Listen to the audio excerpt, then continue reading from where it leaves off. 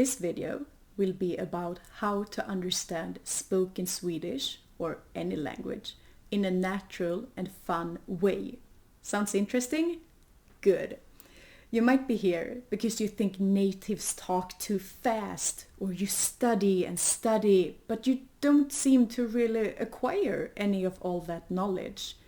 In that case, great, because I will get into that further on and what you can do about it. But first, as with all things you do in Swedish or your target language, comprehensible input is the key. I cannot stress this enough. You should understand around 80% of what you are consuming, whether it be a book, a movie, or a podcast. You should be able to follow along in the story and what's happening, even if you don't understand every single word. I will, of course, recommend my own podcast, Easy Swedish with Viktoria. For every episode, I make 2 episodes, one normal version and then one simplified, easy version. Pick whichever suits you best. Or start with the easier one and then try the slightly harder one, the more natural one, and ease into it. Okay, Victoria, I have a podcast or a book with the audio on a good level for me. What do I do now? I will actually show you. This is the main way I study languages, along with flashcards, and at the moment, French specifically. Here we have a video called Petit Poulet. So first you listen. You just listen. Petit poulet. Laissez-moi vous raconter l'histoire d'un poulet. Ses amis l'appellent Petit Poulet.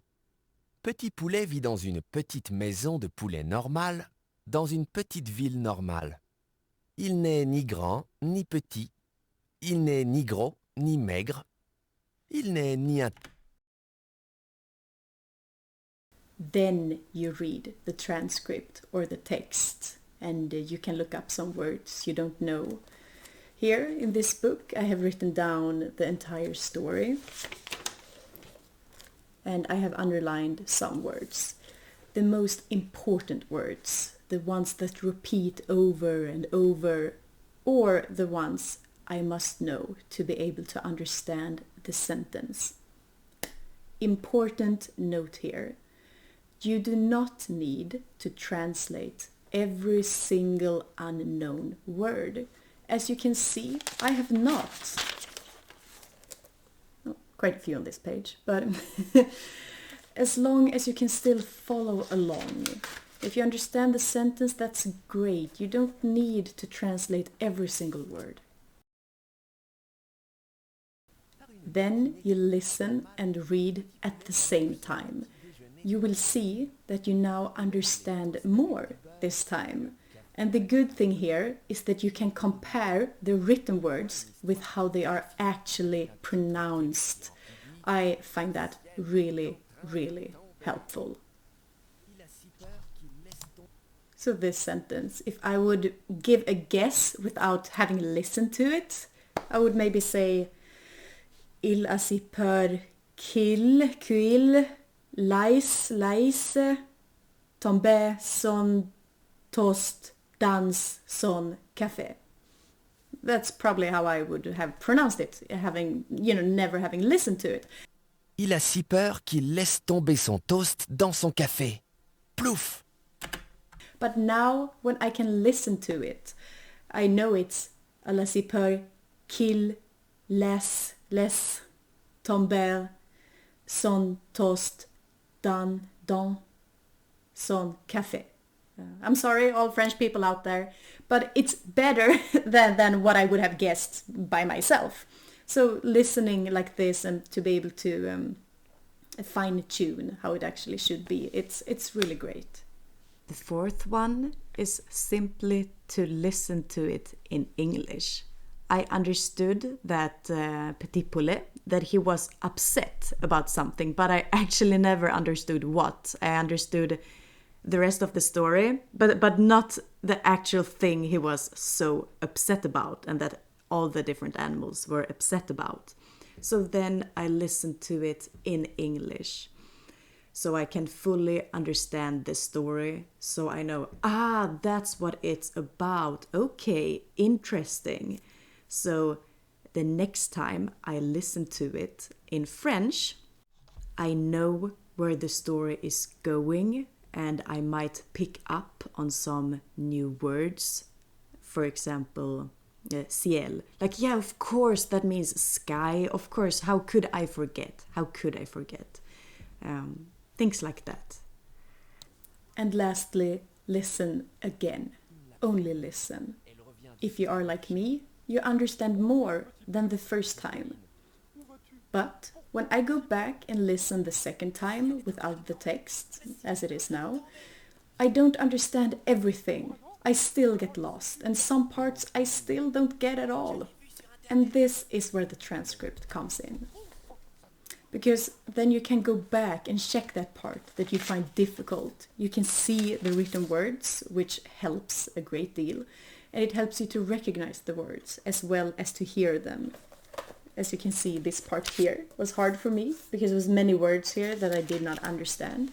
But the more I listen, the easier it is, and I know where I am in the story. Since I have repeated it over and over, I know what's happening, which makes it much easier. Another tip to be effective: repetition. Listen to the same episode over and over again. I have probably listened to Petit Poulet around 20 times, and I still go back to it and listen to the story again every now and then. You will notice how your understanding increases the more you listen to the same episode, which makes the language learning process so much more fun. It doesn't have to be boring nor a struggle, believe me. So, all the benefits you will get from listening to the language as well as having the transcript. The one thing all of you probably want: to be able to understand spoken language. What are they saying? They are talking too fast. No worries. The more you listen, the better you will become at understanding spoken language, as well as sounding natural when you speak. Listening and following Listening and following along in a transcript is active learning. It makes you active in the learning process. Having the transcript gives you more to work with. Not only can you listen, but you can read along. It will increase your comprehension a great deal. Especially if you are like me, who am addicted to having the text to everything. I mean, I never watch a movie without subtitles. Victoria, I don't have a native speaker to speak to, so I cannot learn my target language. Well, podcasts with transcripts and listening in general are great ways to improve in your target language when you don't have a native speaker to speak to. It's great to listen because you hear the pronunciation, and especially for a language like Swedish, which is very melodic, you can really hear the rise and the fall of the sentence. So listening is such an important thing to do. It will improve your vocabulary, spelling, and grammar. It's actually like a free grammar lesson that doesn't actually require you to spend any time working on grammar. By listening and reading, you will see and unconsciously pick up on how sentences are constructed and how words are used in context, which is extremely helpful. This last thing is just something I have noticed myself as a language teacher, but all my best students, the ones that makes the least grammar mistakes and the ones that talk the most fluently in Swedish, they listen a lot. They listen to a lot of podcasts, audiobooks, YouTube, TV, whatever it is, but they listen a lot. actually the best student I have ever had. When he booked his first lesson with me, I was the first Swedish person he talked to, and I was shocked because to this day he is still the best student I have ever had. And he listens over and over again. So, yeah. Listening. Did I mention that you should listen a lot? Yeah, I think I did. Listen. I will link my podcast in the description, and in episode 24 up to episode 28 the transcripts are free. So see it as a free trial.